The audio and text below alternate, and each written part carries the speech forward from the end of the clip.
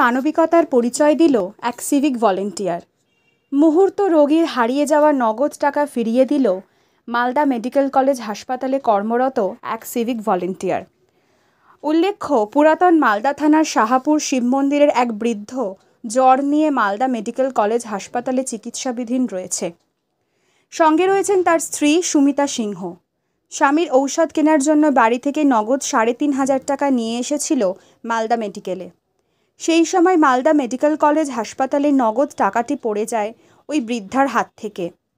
অন্যান্য দিনের মতো মালদা জেলার ইংরেজবাজার থানার অন্তর্গত খাসকোল এলাকার গৌতম চৌধুরী নামে এক ভলেন্টিয়ার মালদা মেডিকেল কলেজে হাসপাতালের জরুরি বিভাগের সামনে কর্মরত ছিলেন। সেই সময় নজরে আসে পড়ে রয়েছে জরুরি বিভাগের সামনে একটি মানিব্যাগ। ব্যাগ খুলতেই লক্ষ্য করা যায় ব্যাগের ভেতরে রয়েছে নগদ ৩৫০০ টাকা।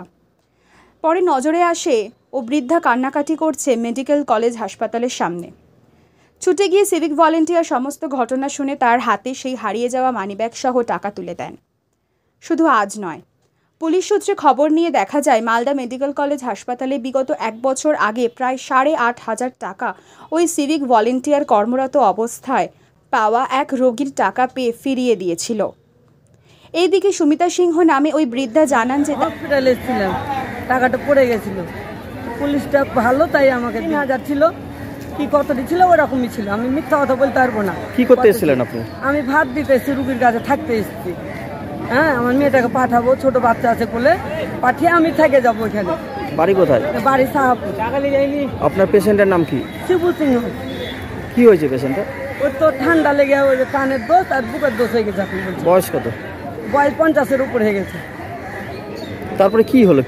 যে টাকাটা এখন বললো যে দিচ্ছি। এই যে আজকের দিনে টাকা পড়ে গেলে, হারিয়ে গেলে টাকা পাওয়া যায় না, এই যে পেয়ে দিল আপনাকে সৎভাবে, হ্যাঁ এটাই বড় ভাগ্য আমার, এটাই আমার বড় ভাগ্য। তাকে ধন্যবাদ জানাবেন। হ্যাঁ, তোমাদেরকে ধন্যবাদ জানাবো, তোমরাই আমাকে দিলা। যারা ডিউটি করছিল, হ্যাঁ হ্যাঁ, যারা ডিউটি করছিল, যারা দিল আমাকে, ওদের ধন্যবাদ আমি করবো। ঠাকুর আমাকে দিল, আমার রক্ত জল করা পয়সা আমার গেল না, কোথাও পেলাম, আমি এটাই বলবো।